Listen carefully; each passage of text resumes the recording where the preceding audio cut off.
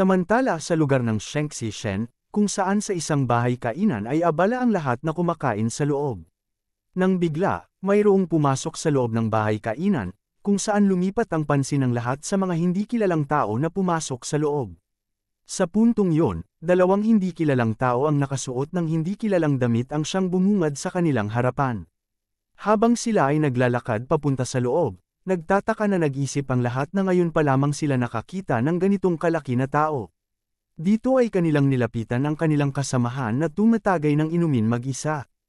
Pagkatapos, sinabihan niya ang kanyang mga kasamahan na sila ay nahuli ng pagpunta. Kasabay nito, tinanggal nila ang kanilang suot na salakot, kung saan humingi ng pasensya ang malaking lalaki sa kanyang kasamahan, at sinabi na nagkaroon silang dalawa ng hindi pagkakaintindihan sa daan kaya sila ay nahuli.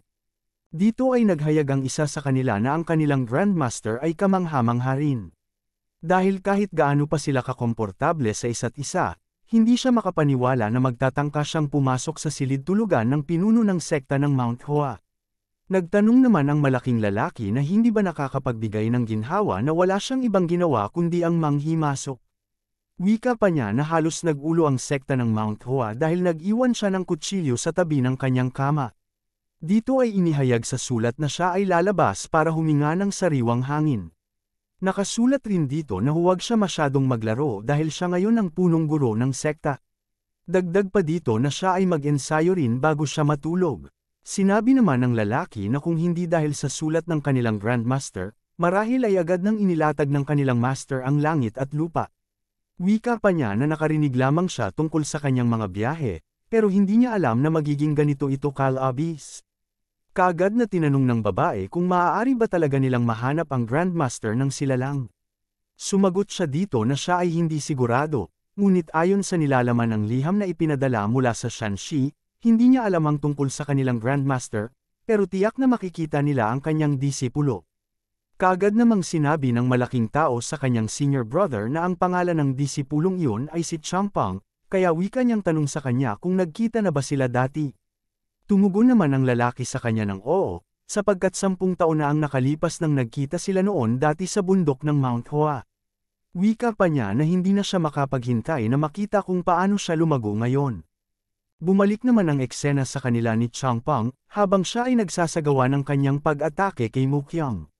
Dito ay umaatake sa kanya si Mukyang ng iba't ibang mga galaw. Subalit nagawa niyang umiwas sa lahat ng mga ginawang atake ni Mukyang, kung saan siya ay nasa kanyang offense iba pa rin kahit paman siya ay kanyang inaatake. Sa oras na yon, ang dalawa ay ayaw magpatalo sa isa't isa, sapagkat gusto nilang patunayan sa kanilang mga sarili kung sino ang malakas sa kanilang dalawa. At sa isang mabilis na galaw, kumilos ng paabante na pag-atake si Champang, dahilan na mapa-atres ng bahagya si Mukyang. Pagkatapos, magkasabay na tumama ang kanilang mga espada kung saan nagbigay ito ng malakas na tunog ng mga bakal.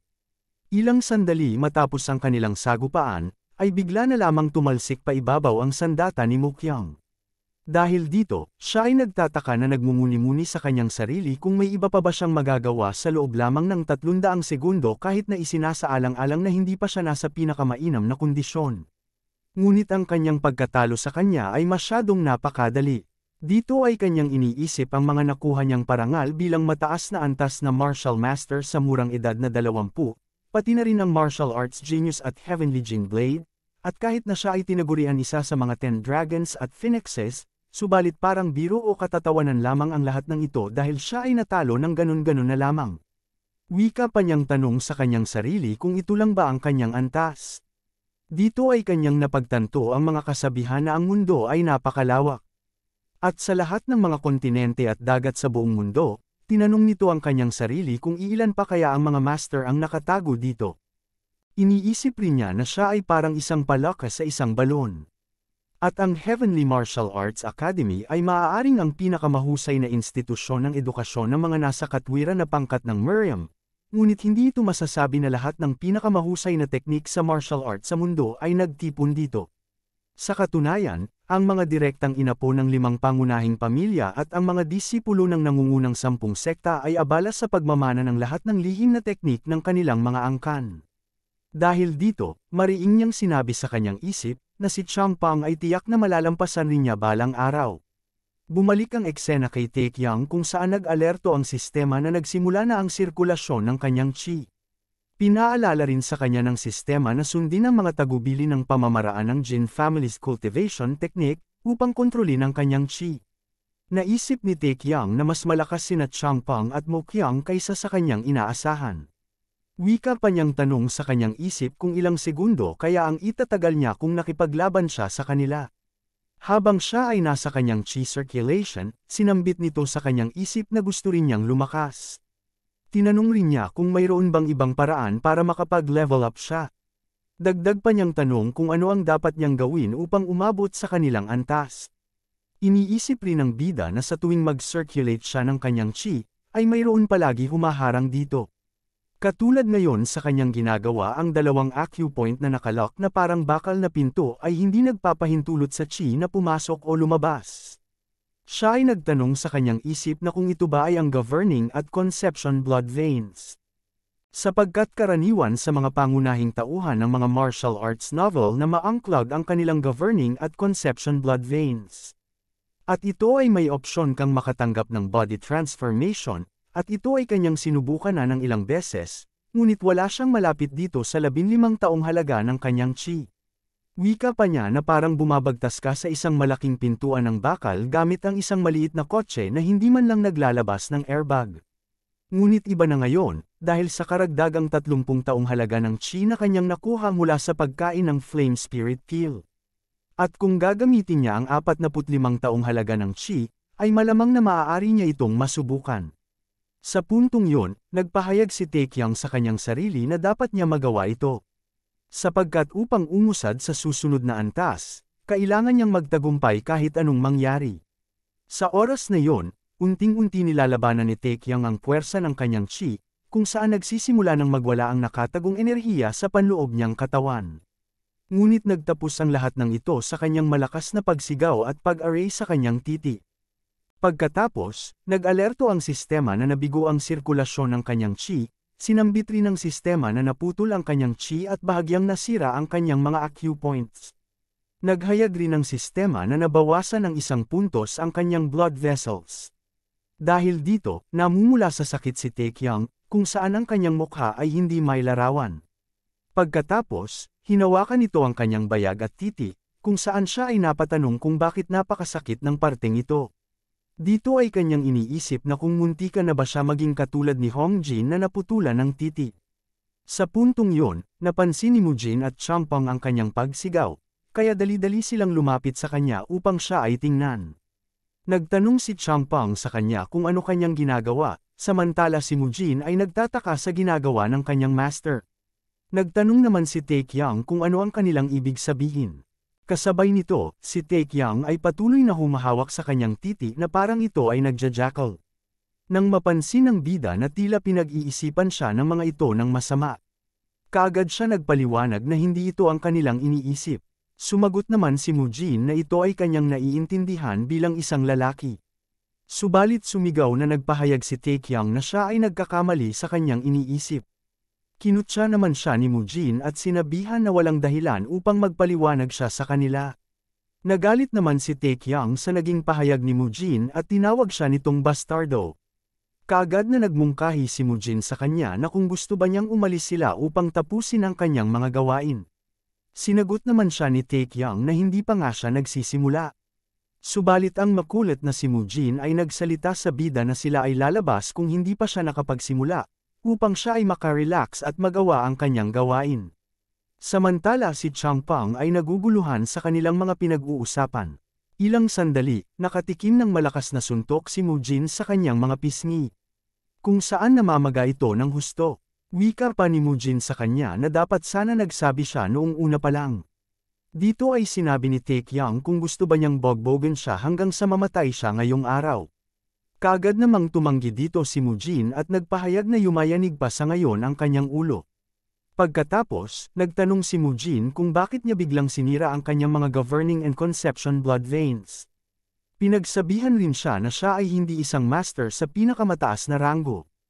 At hindi siya kailanman naging sapat na dakilang tao upang kumuha ng mga panganib.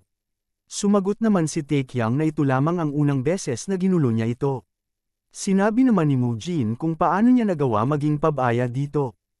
Kaagad naman siyang sinabihan ni Taekyang na huminto na dito, wika pa niya na siya ay nabigo ngayong araw. Sinambit rin niya na hindi niya magawa ito ng maayos dahil mayroon masakit na kanyang nararamdaman sa bahagi ng kanyang bayag. Kaya siya ay nagtatanong kung ano kaya ang nangyayari. Nagsalita si Mujin na hindi rin niya alam, sapagkat hindi naman siya manggagamot o anumang bagay. Nagmungkahi naman si Mujin sa kanya na mas mabuti pang magtanong siya sa isang master na nasa pinakamataas na ranggo.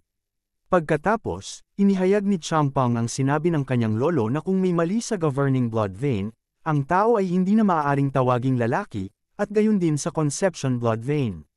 Sinabi rin niya ang pinakamahalagang paalala ng kanyang lolo na iwanan na lang ito, dahil matatanggal lamang ang kanyang bara sa sarili nitong oras.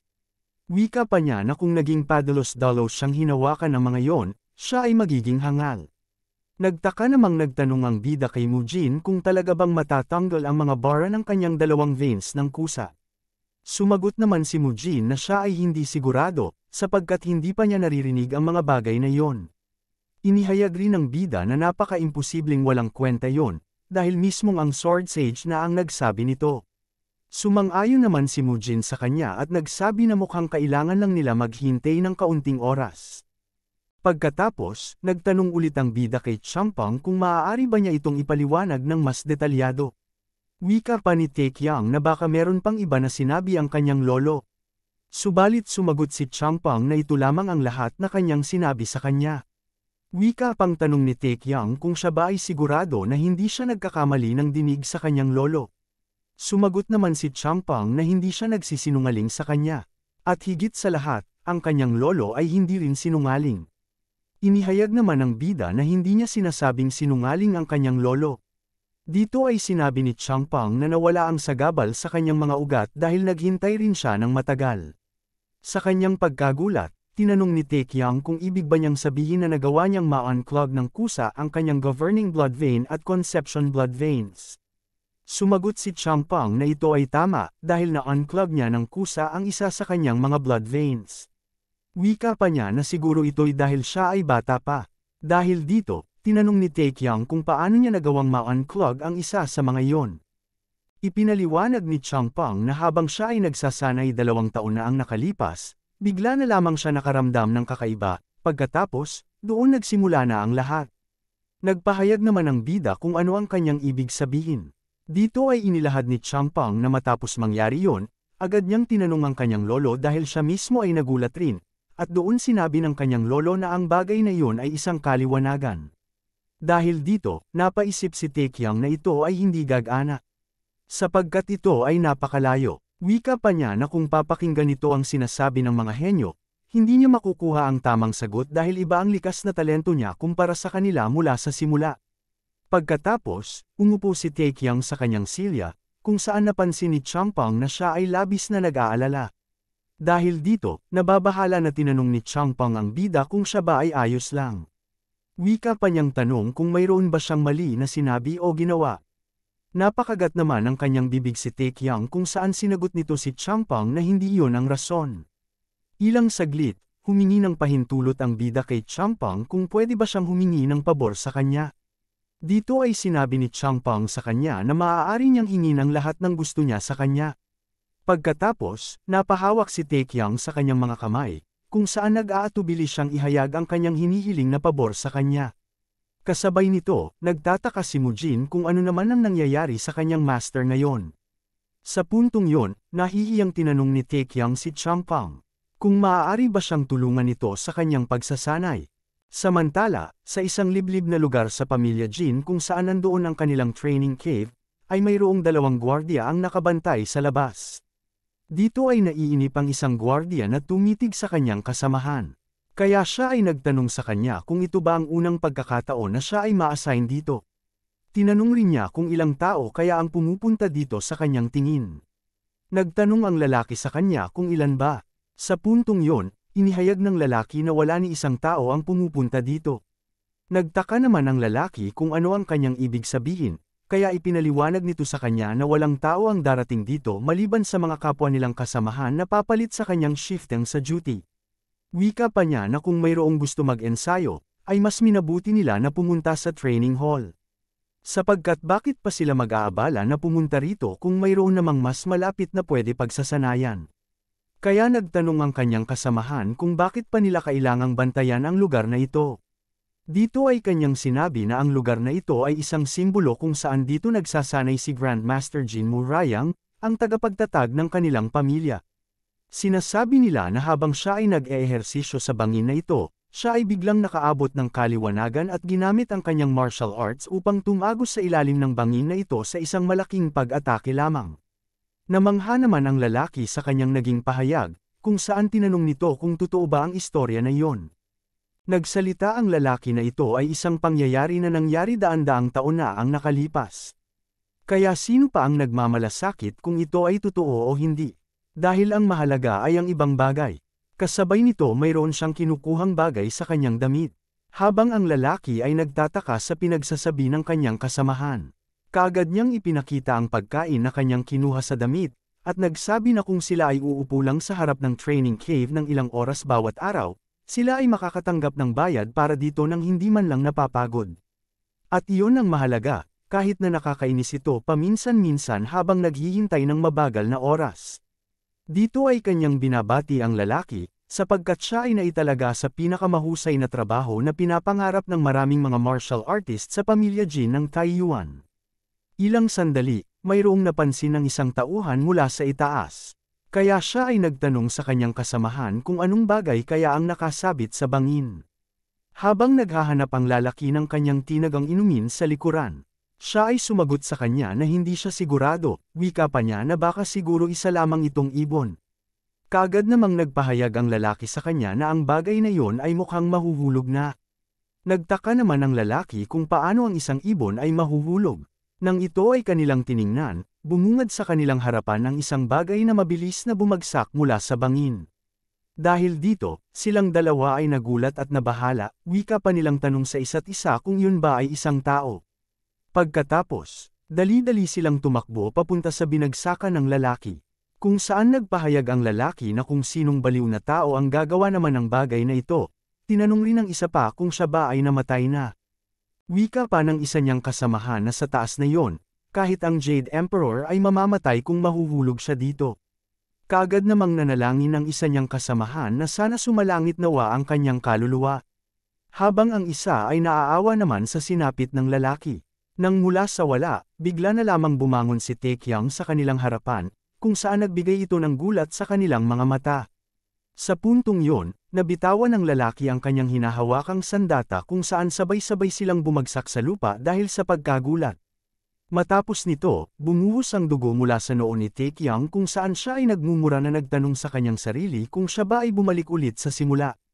Kasabay nito, natakot ang dalawa sa biglaan na pagbangon ng bida, kung saan napasigaw sila na siya ay isang zombie.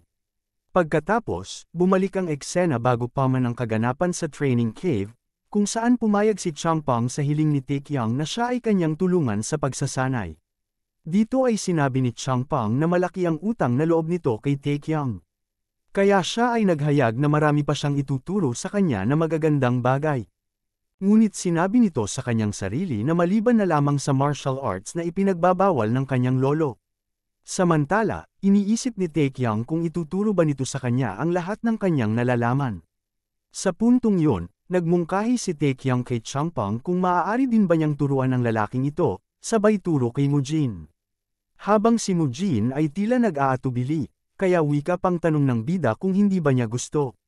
Sinabi ni Mujin na ito ay gusto niya, subalit siya ay nag-aalala sapagkat ipinagbabawal sa batas ng Miriam na huwag ipakita sa iba ang kanyang mga martial arts. Lalo na siya pa ang ikatlong batang master. Kaya wikang tanong ni Mujin kung sigurado ba sila na pwede siyang sumali sa kanilang pagsasanay. Sinabi ni Changpeng na walang nagsasabing hindi niya pwedeng gawin yon. Wika pa niya na siya ay kanyang bilhan ng maraming candies bilang kapalit. Kaagad namang nagpasalamat si Mujin sa kanya at nagsabi na gagawin niya ang lahat ng kanyang makakaya. Inihayag naman ni Changpeng na wala siya dapat pasalamatan sa kanya. Naisip ni Taekyang na kahit sa mga hunter na humaharap sa mga halimaw, labis silang nag-aatubiling ipakita ang kanilang mga kakayahan, ngunit para naman kay Changpeng ay tila wala lamang ito sa kanya, dahil siya ay bukas sa pagbibigay ng kanyang mga nalalaman. Dahil dito, napaisip si Taekyang kung siya ba ay walang muwang. O talagang sobrang kumpiyansa lang niya sa kanyang sariling kakayahan. Wika pa niya sa kanyang isip na kung hindi ba alam ni Changpeng kung gaano siya kalakas sa magiging hinaharap. Dito ay sinabi ni Taekyang sa kanyang sarili na siya ay maghintay lamang. Sapagkat aabutin niya ang lahat ng kanyang mga martial arts sa tiyak na panahon. Kinaumagahan, nagpatuloy sila sa unang araw ng kanilang pagsasanay, kung saan bumabati sila Taekyang at Mujin sa kanilang batang master na si Changpeng. Dito ay namumula na nagpapawis si Changpeng sa kanilang harapan, kung saan tinatanong siya ni Mujin kung siya ba ay ayos lang. Sumagot naman si Changpeng na siya ay naninibago lamang, sapagkat ito ang kanyang kauna-unahang pagkakataon na magturo sa isang tao, wika pa niya na siya ay nasa sabik dito. Kaagad namang tumalikod si Changpeng sa kanila, kung saan humihingi ito ng kaunting segundo mula sa kanila dahil siya ay nanginginig sa oras na yon. Nagpahayag naman si Taekyang sa kanya na siya ay huwag mag-alala at magpaka-relax muna. Wika pa niya na maaari niya silang turuan sa paraang mas pamilyar siya. Dahil dito, napaisip si Changpeng kung ano kaya ang mas madali na pwede niyang ituro sa kanila. Nagbigay naman si Taekyang ng isang halimbawa sa kanya, kung saan nagmungkahi ito kay Changpeng na gamitin ito ang paraan na ginamit ng kanyang lolo noong siya ay tinuturuan pa nito. Kaagad naman nagsalita si Changpeng na yon ang mas madali na gawin. Habang nag-iisip si Changpeng sa pagsasanay na pwede niyang ibigay sa kanila. Napaisip si Taekyang na siya ay naiintriga sa pamamaraang pang-edukasyon ng Sword Sage na nag-alaga sa ganitong henyo. Kaya wika niyang tanong kung gaano kaya ito kaiba. Dito ay sinambit ni Changpeng na ito ay kanyang naalala na, at marahil ang pagsasanay na ito ay makakatulong ng malaki sa kanilang dalawa. Nasiyahan naman si Mujin habang si Taekyang ay nagtatanong kung ano naman ito. Dito ay mayroong itinuturo si Changpeng sa kanilang dalawa mula sa malayo. Kung saan sinambit ni Taekyang na ang lugar na yon ay ang training cave. Sa puntong yon, napagtanto ni Taekyang kung nais ba ni Changpeng na sila ay kanyang patakbuhin ng pabalik-balik mula doon papunta dito. Sinabi rin niya sa kanyang isip na totoo talaga na ito ay isang magandang pagsasanay para sa tibay at sa ibabang bahagi ng katawan. Dahil dito, nagtanong si Taekyang sa kanya kung nais ba niyang pumunta sila doon at pagkatapos ay tatakbo ulit pabalik naman dito. Kaya nagtanong si Changpeng sa ating bida kung nagawa na ba niya ito dati. Sumagot si Taekyang na paulit-ulit na niyang ginagawa ito dati hanggang siya ay nagsawa na dito. Nakaramdam naman ng ginhawa si Changpeng matapos marining ito mula kay Taekyang. Pagkatapos, nagpahayag si Changpeng sa kanila na sila ay kanyang bibigyan ng 1 oras bawat isa sa kanila. Dahil dito, nagreklamo si Taekyang na ang 1 oras ay masyadong mahaba para sa kanila, kaya wika niyang tanong kung sila ba ay kanyang minamaliit. Samantala si Mujin nagsasabi kung nais ba niyang tumakbo sila papunta doon at pabalik nang hindi humihinto. Dito ay sinabi ni Changpeng na hindi yun ang kanyang nais. Sapagkat nais niya na sila ay umakyat pataas ng 1 beses, at pagkatapos, sila ay kanyang hihintayin 2 sa itaas. Sa puntong yun, nagtataka sina Taekyang at Mujin matapos marinig nito na sila ay aakyat sa itaas. Nakangiting nagwika si Changpeng na sila ay dapat na umakyat doon. Sabay turo sa kanilang dalawa na dapat nilang akyatin ang mataas na bundok na yon. Pagkatapos, bumungad sa harapan nila Taekyang ang napakataas na bundok na siyang tinuturo ni Changpeng na dapat nilang akyatin. Dahil dito, napasigaw sa gulat sina Mujin at Taekyang dahil hindi nila inakala na ito pala ang ibibigay na pagsasanay ni Changpeng sa kanila. Wika pang tanong ni Mujin sa kanya kung ibig ba niyang sabihin na dapat ba nilang akyatin ang mataas na bundok na yon gamit lamang ang kanilang mga kamay.